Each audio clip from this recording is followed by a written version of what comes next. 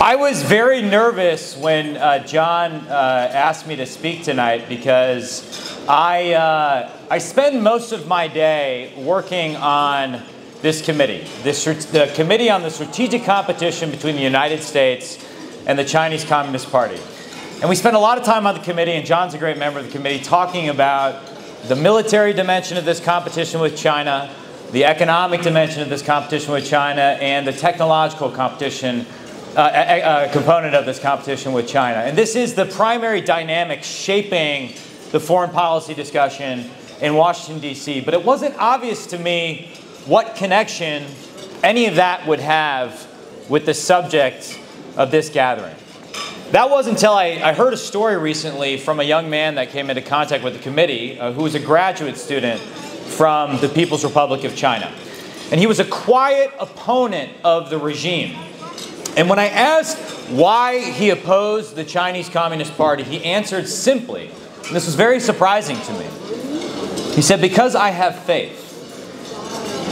And he didn't mean faith in democracy or faith in the future, though he may well have had faith in those things too. He meant faith in God. And he was eager to explain why, in his view, the regime was so bent on destroying faith.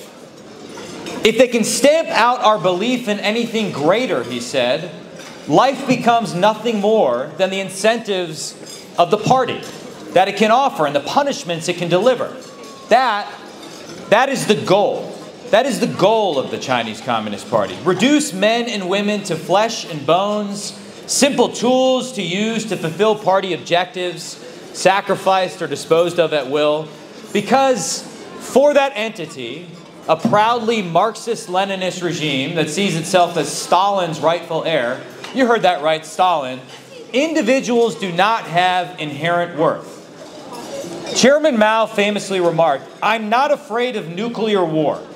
China has a population of 600 million. Even if half of them are killed, there are still 300 million people left." That's a statement that's unthinkable in most of our countries. But the party does not exist to serve the people exist to serve the party, even if only as cannon fodder. That's why they spend more on internal security than on their military. That's why they have such a pervasive censorship system. And that's why, as this young Chinese man explained, the CCP is desperate, and here's where I think it intersects with your mission. The CCP is desperate to crush religion. Because the very concept of an individual with dignity and worth must be destroyed. And religion is its most vehement defender. So for decades, they've tried mightily, desperately to destroy belief in God entirely. They've famously imprisoned believers in mass. They've tortured them. They've sent millions of Uyghurs, Falun Gong, and other religious minorities to re-education camps. There's a genocide active underway in Xinjiang province, the largest internment of an ethno-religious minority since the Holocaust. They've destroyed Buddhist statues, they've bulldozed monasteries, they've destroyed mosques and churches, they've used artillery to shell holy sites in Lhasa and tried to kill the Dalai Lama. They've ripped millions of Tibetan children from their parents, many as young as 3 years old, and sent them to colonial boarding schools in order to destroy their faith and sense of self. But despite all of that, they have failed. And why is that? Because you cannot, no matter how hard you try, no matter how much power you have at your disposal, you simply cannot kill the truth. The Soviets learned this lesson the hard way. 32 years ago, in their own war against religion, hundreds of thousands chanted, "We want God," as they gathered to see Karol Wojtyla, now known as Pope St. John Paul II, celebrate Mass in Poland in June of 1979. You cannot stamp out the truth. That being said, what has the CCP done in the face of this failure? Have they given up? No. Rather, they've pivoted. They've pivoted in a pattern that you see repeated wherever the party is presented with a force too powerful to destroy, to a more insidious and more dangerous tactic. It's called cooptation. or as Chairman Xi calls it, the sinicization of Chinese religion. So instead of destroying religion, the CCP has decided to harness religion as a tool to control people's minds. What does Xi Jinping's quest to make the faithful serve the party rather than God look like? It looks like, in churches across Henan province, local CCP officials are placing the 10 Commandments, with Xi Jinping quotes. "Thou shalt have no other gods before me," becomes diktats like resolutely guard against the infiltration of Western ideology. So let me translate that for all of you. Xi Jinping has no problem with the first commandment so long as he and the party are playing the role of God. It looks like a camera, a government-controlled camera in every house of worship, letting the faithful know their every word is being monitored.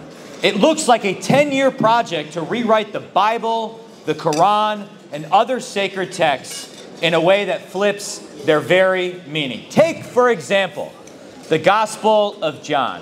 You know, as a Catholic, spending so much time with John Molinar, I've had to actually reacquaint myself with Scripture and even quote it from time to time, even though that's uncomfortable for me.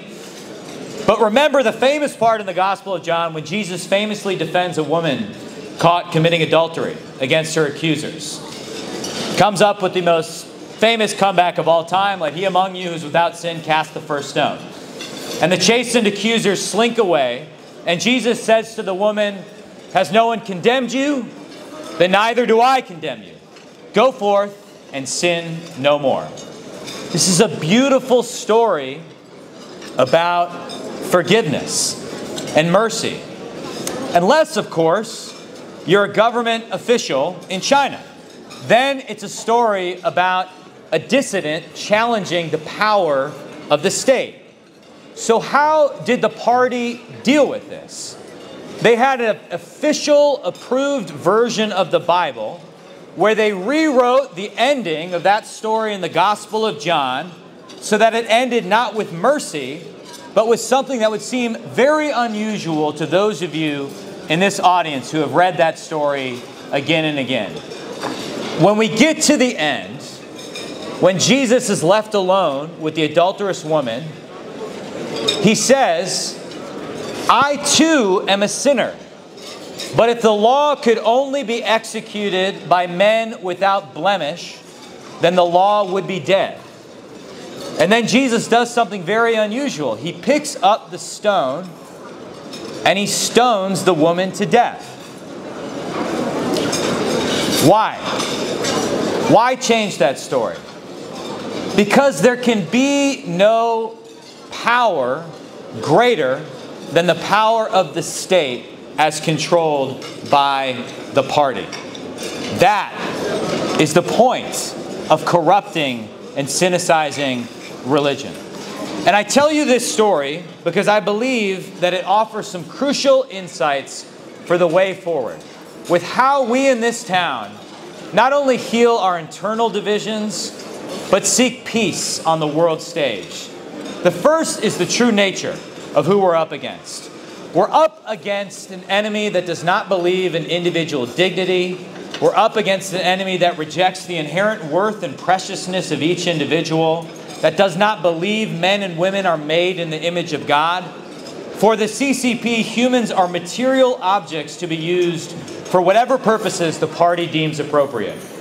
The problem for the party is that these things are not true, and they have never been true. Which leads us to our second insight. The key to our victory and to the ultimate unraveling of the enemy that we face. If you go back to 1979, Pope John Paul II knew that the power of communism in Poland lay not in Soviet tanks, but in the acceptance of the lies that drove them. Destroy the lies, and China's tanks too will rust in the fields. The same is true today. It is that divine truth that gives people clarity to see evil, and the courage in the words of John Paul to the faithful behind the Iron Curtain to be not afraid.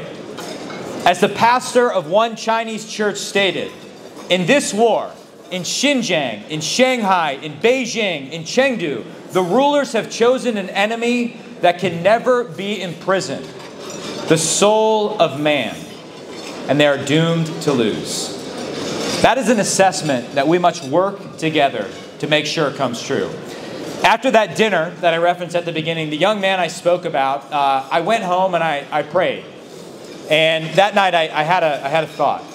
You know, we're taught in political science classes that the opposite of far-left communist totalitarianism is capitalist democracy. But I thought that night, as I was reflecting upon the insights that young man, that brave young man, had showed me, that that's probably wrong. That may be entirely wrong. Maybe the opposite of communism isn't a political economic system at all. Because communism itself is not a political economic system. It's a perverted inverse religion. It's an all-consuming ideology imposed not by free belief, but by force and indoctrination. Its churches are the labor camps, the gulags, the re-education centers. Its confession booths are torture chambers. Its priests are the censors, the propagandists, the secret police. I thought to myself that night that maybe the opposite of communism is actually faith in God. Communism seeks domination.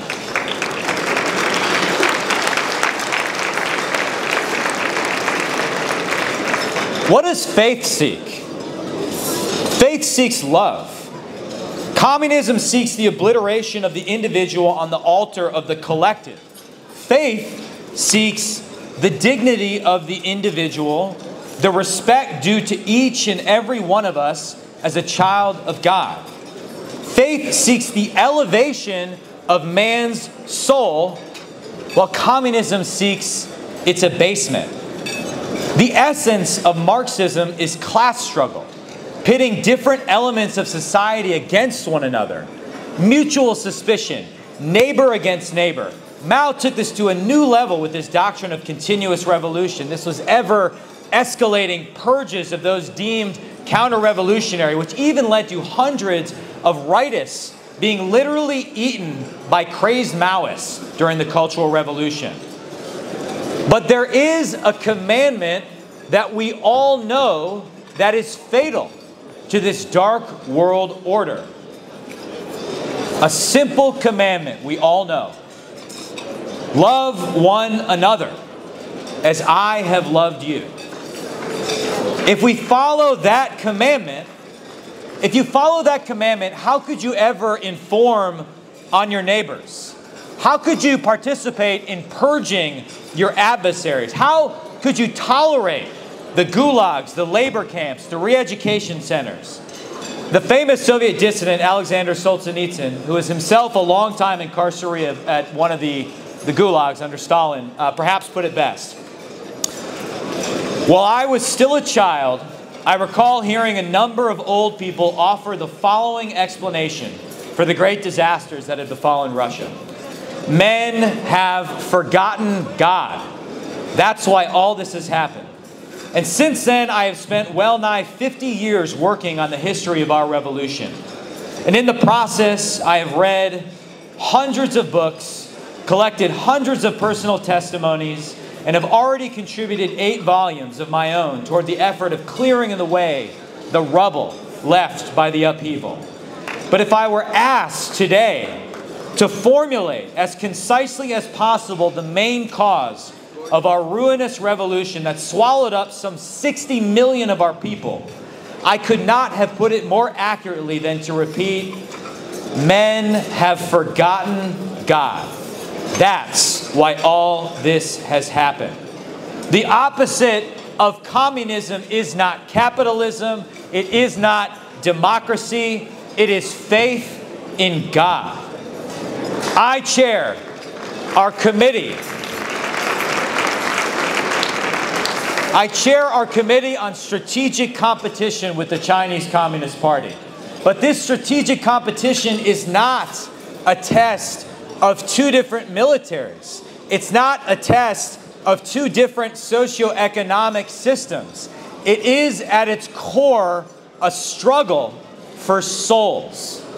Our entire foreign policy, our entire statecraft must be built on this recognition of soulcraft. And the good news is, in that struggle for souls, we have a more powerful weapon than any economic sanction, a more powerful weapon than any military armed with missiles and nuclear weapons, a more powerful weapon than a Taylor Swift tweet or a presidential proclamation. We have Jesus Christ.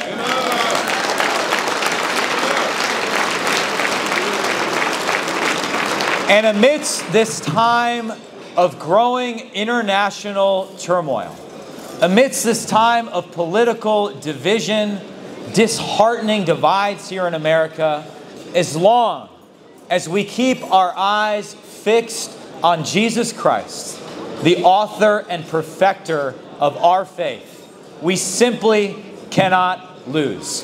God bless you. Thank you for letting me share some words. Appreciate it.